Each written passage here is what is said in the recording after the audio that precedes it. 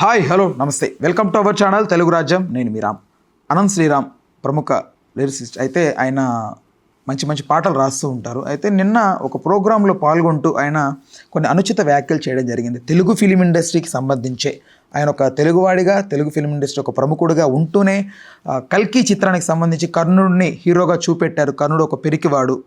నిజంగా తెలుగు సినిమా అనేది కొంచెం అబద్ధానికి ఎక్కువ కూడా సపోర్ట్ చేస్తుంది అన్నట్లుగా అయితే మాట్లాడాడు. దీనికి సంబంధించి అసలు ఇంటెన్షన్ ఏంటి, ఎందుకు ఇలా మాట్లాడాల్సి వచ్చింది, మంచి వివరణ, పూర్తి విశ్లేషణ దాసరి విజ్ఞాన్ గారిని అడిగి తెలుసుకుందాం. నమస్తే అన్న. నమస్తే. ఎందుకు ఇలా మాట్లాడాల్సి వచ్చింది? పక్కన పెడితే ఫస్ట్ ఆఫ్ ఆల్ ఈయన అభిప్రాయం బాగానే ఉంది. I appreciate that. ఎందుకంటే బాగా లోతుగా వర్కౌట్ చేసి ఈయన అభిప్రాయాన్ని అప్రిషియేట్ చేస్తా. ఏమన్నాడు, చాలా సింపుల్గా తన అభిప్రాయం ఏంటంటే, ద్రౌపది చీరని లాగినటువంటి సిట్యువేషన్లో ప్రధాన నిందితుడుగా ఉన్నటువంటి కర్ణుడు సూర్యుడు ఎలా అవుతాడు, ఒక ఆడదాని బయట లాగినోడు మీకు సూర్యుడు ఎలా అవుతాడు అనే సింపుల్ ఇంటెన్షన్. మరి ఇప్పుడెందుకు మాట్లాడాడని వచ్చి 5 నెలలు అవుతుంది కల్కి. ఎప్పుడైనా కల్కి గురించి మాట్లాడాలని మాట్లాడలేదు అతను. కర్ణుడి గురించి తన అభిప్రాయం. ఎస్ బట్ ఆ కర్ణుడి గురించి మాట్లాడేటప్పుడు కర్ణుడు ఎవడైతే ఒక సూపర్ ఇదిగా చూపెట్టారో ఆ సినిమా చూపెట్టింది ఒక కల్కిలో మాత్రం, ఆయన సినిమాలో చూడలేదు. అప్పటి నుంచి ఆయన ఎవరు ఈ హిందూ శంకరావాలకి పిలవాలా, ఇప్పుడు పిలిచారు. సందర్భం రావాలిగా దేనికైనా. ఎప్పుడు వెంటనే స్పందించలేదు అంటే మాట్లాడాలనుకుంటే ఎక్కడైనా మాట్లాడవచ్చు, ఇలా అయితే మనం మాట్లాడవచ్చు, కానీ ఒక సందర్భం ఉంటేనే మాట్లాడాలి. అంటే అంతమందిని చూసేసరికి ఆ ధైర్యం వచ్చింది, అంతమందిని ఇంప్రెస్ చేయాలి. నేను 1 సెకండ్ విను. ఎందుకు అల్లు అర్జున్ జానీ మాస్టర్కి అవార్డు వస్తే నువ్వు స్పందించలేదు అని చాలా మంది అడిగారు. స్పందించాడా? అడిగినంత మాత్రాన. ఓ వేదిక మారుతినగర్ సుబ్రహ్మణ్యం అప్పుడు చెప్పుకున్నాడు ఆయన అభిప్రాయాలన్నీ, అంతే. ప్రతి ఒక్కరికి ఒక వేదిక కావాలి ఏదైనా చెప్పడానికి. సినిమా వాడేయండు కూడా వాళ్ళ మీద వాళ్ళే వేసుకున్నాడు. మన హైందవ ధర్మం గురించి బాగా గట్టిగా మాట్లాడుతున్నాడు, అంత గొప్ప.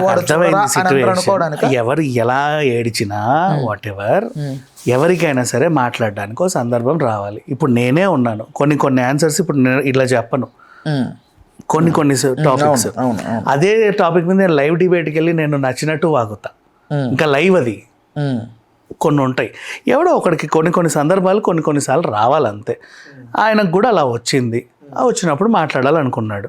ఆయన అభిప్రాయం ఏంటంటే, కర్ణుడు అంటే ఆడదాని పైట లాగినోడు నీచుడిని మీరు సూర్యుడు ఎలా అంటారు అని ఆయన మైండ్లో పడిపోయింది. అండ్ అలా ఆ కోణంలో నువ్వు వర్కౌట్ చేసినందుకు నేను అప్రిషియేట్ చేస్తున్నా. నిజంగా చాలా బాగుంది. ఇప్పుడు కర్ణుడి గురించే కాసేపు మాట్లాడుకుందాం. ఈయన ఎవరు అనుకుంటే అర్జునుడికి అన్నే అవుతాడు. ఈయన కూడా ఇంచుమించు పాండవుల్లాగానే, కాకపోతే అవుట్ ఆఫ్ ఆపోజిట్లో పాండవులు. ఎందుకు అంటే కుంతి కుమారుడే మన కర్ణుడు. అలా ఎలా అంటే సహస్ర కవచుడు అని ఉండే ఆయన గత జన్మలో.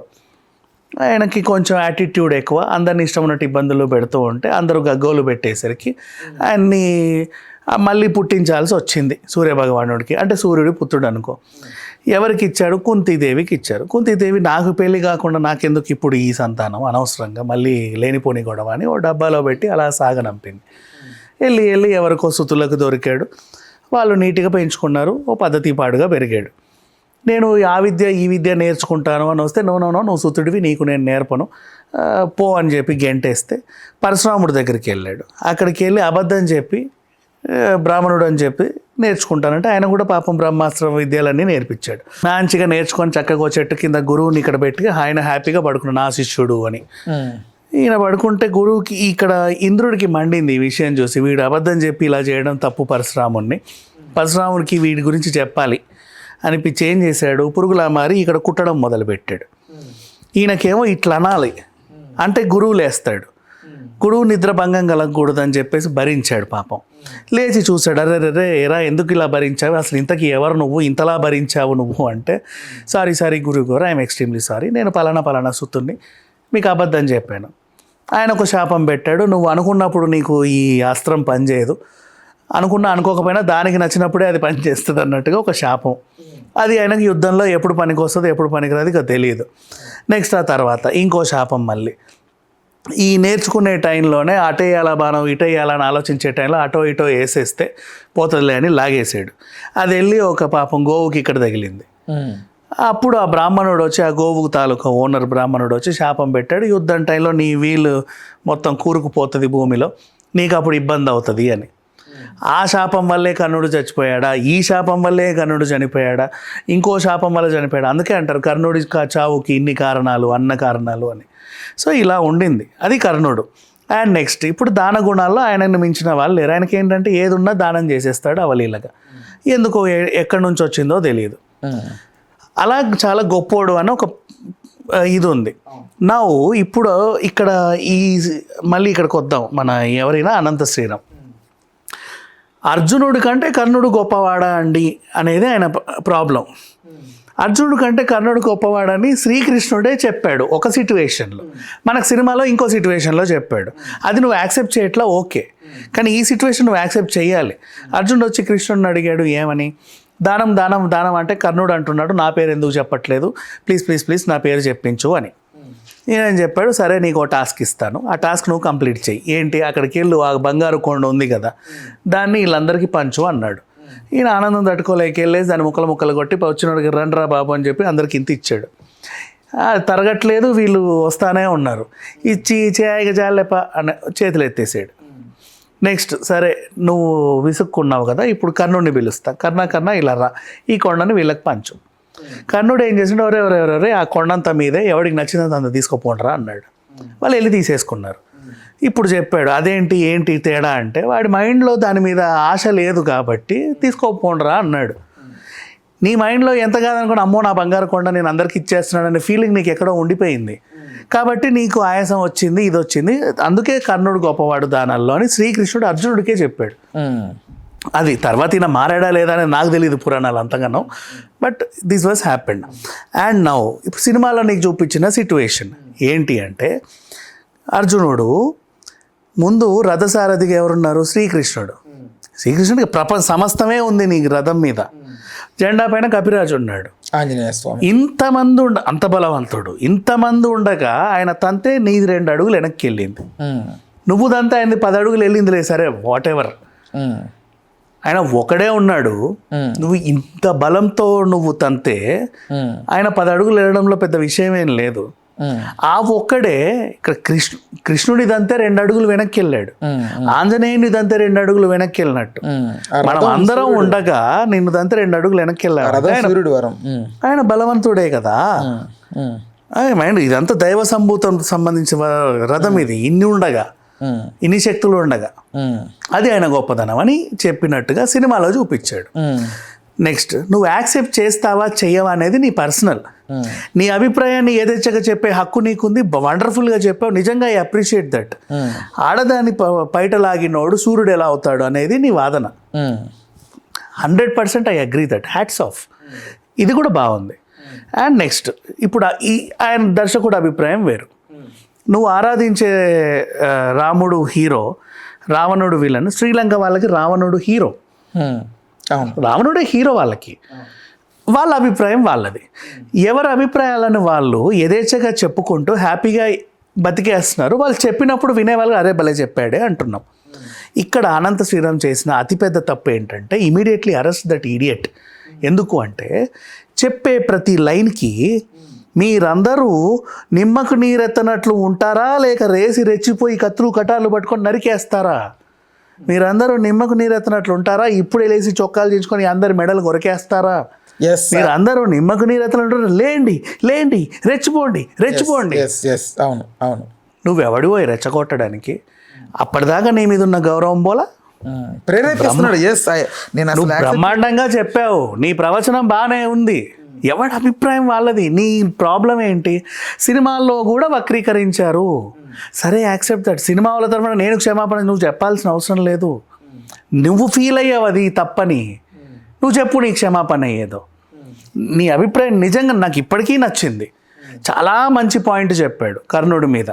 అఫ్కోర్స్ కర్ణుడు నిజంగా గొప్పోడో ఏదో మనకు అనవసరం, ఈయన ఎంచుకున్న పాయింట్ ఇది. ఆడదాని పైట లాగినోడు హీరో ఎలా అవుతాడు? వాడు నీచుడు కాబట్టి కర్ణుడు నీచుడు, నువ్వు సూర్యుడు అంటే నేను ఒప్పుకోను అన్నావు. నీ అభిప్రాయం అది. నువ్వు చెప్పినప్పుడు కూడా నీ మీద గౌరవం పెరిగింది, ఆడవాళ్ళకి నీ మీద గౌరవం పెరిగింది. అట్లాంటిది అంతవరకు ఆపకుండా మీరందరూ నిమ్మకు నీరెత్తనట్లు ఉంటారా లేదా ఇప్పుడే లేచిపోయి మొత్తం గొడ్డలు గిడ్డలు పట్టుకొని వచ్చి ఆ డైరెక్టర్ని ఆ హీరోని అందరిని నరికి చంపేస్తారా అన్నట్టు నువ్వు పోర్ట్రే చేస్తే ఎందుకు రెచ్చగొడుతున్నావు జనాల్ని? అంటే సినిమాలో ఇతని పార్టిసిపేషన్ లేదనా, ఇతన్ని పెట్టుకోలేదనా? అయ్యేం లేదు చిచ్చిచి, అంత ఆ కుళ్ళు కుసాలు కూడా లేవు పాపం. నిర్మలమైన మనసే, కుళ్ళు కుచ్చితనం లేదు. నేను ఇస్తా సర్టిఫికేట్ అనంత శ్రీరామ్కి. ముత్యం కడిగిన ముత్యమే, ప్రాబ్లం ఏం లేదు. మంచిగా లోతుగా విశ్లేషిస్తాడు పురాణాలని, అంచనా వేసుకుంటాడు పురాణాలు. చదివింది శిశు మందిర్ నుంచే చదువుకుంటూ వచ్చాడు, ఇంతున్నప్పటి నుంచి అన్నీ తెలుసు. మంచివాడే కాదనం. నీ అభిప్రాయం ఏదో ఏడిచి నీ బండెక్కి ఇంటికి చావచ్చుగా, అంతే కదా. వాడిని ఎందుకు రెచ్చగొడుతున్నావు నువ్వు? వాడికి అప్పటిదాకా లేదా అభిప్రాయం? నీ అభిప్రాయం ఇది నా అభిప్రాయం అండి, నాకు అందుకే ఇది నచ్చలేదు అంతే అన్నా సరిపోయేది. బాగా లైన్కి కనీసం ఒక డజన్ సార్లు ఉంటాడు. అదే ప్రతి లైన్కి మీరందరూ నిమ్మకు నీరు ఇలాగే కూర్చుంటావా, నేను చెప్పిన దానికి రక్తం మరిగిపోయి ఒకసారి అని బయటికి వస్తావా? దట్స్ వై నేను స్టార్టింగ్లో సరే వచ్చింది, రక్తం మరిగింది, లేచావు, నరాలని దగ్గొట్టుకుని చొక్కా చించుకున్నావు, గొడ్డలు పట్టావు, ఏం చేయాలి ఇప్పుడు నెక్స్ట్? వాడు చెప్పు అనంత శ్రీరామ. ఇప్పుడు వాడిని ఏం చేయాలి చెప్పు? వీళ్ళందరూ నేను రెచ్చిపోయాను నువ్వు చెప్పిన దానికి. నాకు నిమ్మకు నీరసనలు కూర్చోవడం ఇష్టం లేదు, నేను లేచా, ఏం చేయాలి? ఎవరిని నరకాలి ఇప్పుడు చెప్పు? వాళ్ళ ఇష్టం తివ్వు. అట్లా ఉంది పరిస్థితి. Immediately arrest him. సంఘద్రోహి, సంఘ విద్రోహి అంటారు చూసావా లోకంలో, ఇదేంటిది, ఇతను మతోన్మాదులు అంటారు, వీళ్ళని మతోన్మాదులు అంటారు. అవుట్ అండ్ అవుట్ ఒక మతోన్మాది అనంత శ్రీరామ్. ఒక మతాన్ని ఉద్దేశించుకొని హైందవాన్ని అడ్డం పెట్టుకొని తన భావాలని అవతలలోకి పంచి రెచ్చగొడుతున్నాడు. ఇప్పుడు ఆ జిహాద్ అనేవాడికి నీకు తేడా లేదు. నువ్వు నీ అభిప్రాయాన్ని బ్రహ్మాండంగా చెప్పండి, ఇప్పటికీ కాదన్నట్లా చాలా నీట్గా క్లుప్తంగా వివరించావు. ఇప్పుడు ఆ డైరెక్టర్ని అడిగితే, ఫర్ ఎగ్జాంపుల్ ఆ కల్కి డైరెక్టర్ని అడుగుతావు, ఆయన ఏం చెప్పుకుంటాడో చెప్పనా? లేదండి ఇది నేను రాశాను, ఐఎమ్ ఏ రైటర్. ఆ పురాణాలు కూడా అప్పుడు ఎవరో రాశారు, హీజ్ ఏ రైటర్. నువ్వు ఆ రైటర్ని గౌరవించావు, నేను రాస్తే నువ్వు ఎందుకు వద్దనుకుంటావు? తను కూడా డిఫెండ్ చేసుకుంటాడు. ఆ రైటర్కి సినిమా చూపించే సౌలభ్యం అప్పట్లో లేదు కాబట్టి పుస్తకం రాసి వదిలేసాడు. ఇన్ని నెగిటివ్ ఉన్నాయి అని ఆయన అంటున్నాడు కదా. బట్ టు బి ఫ్రాంక్, ఏ గొప్ప డైరెక్టర్ అయినా, ఏ గొప్ప వ్యక్తులైనా మాట్లాడాల్సి వస్తే కంపారిటివ్లీ అర్జునుడా లేకపోతే కర్ణుడా అంటే నేను కర్ణుడిగా ఓటేస్తా అన్నారు, ఇంక్లూడింగ్ రాజమౌళి.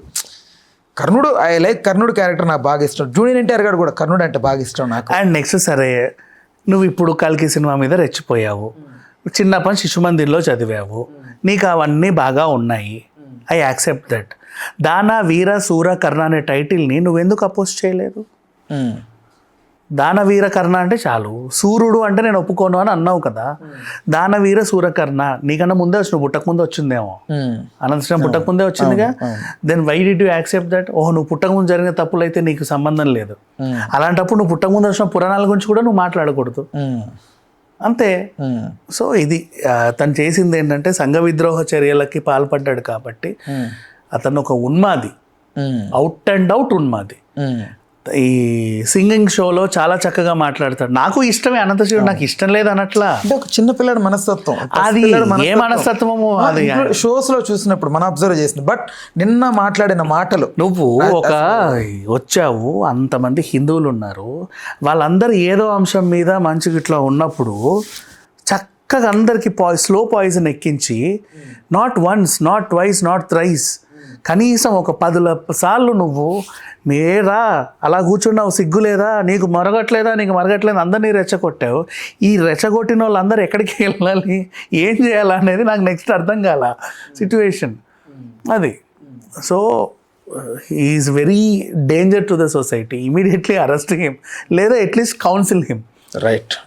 ఓకే అన్న, thanks for the time, thanks for information. So video చూస్తున్న మీకు అనంత శ్రీరామ్ గారి వ్యాఖ్యలపై మీరేమనుకుంటున్నారు ఖచ్చితంగా కామెంట్ రూపంలో తెలియజేయండి. Please do subscribe to Telugu Rajyam channel. Please do subscribe to Telugu Rajyam channel. Please do subscribe to Telugu Rajyam channel. Hi అండి, నేను మీ ఆర్పీని, నెల్లూరు పెద్దారెడ్డి చేపల పులుసు ఓనర్ని. మీరు తెలుగు రాజ్యం అనే ఈ యూట్యూబ్ ఛానల్ సబ్స్క్రైబ్ చేసుకుని మంచి మంచి వీడియోలతో వస్తారు. Thank you so much.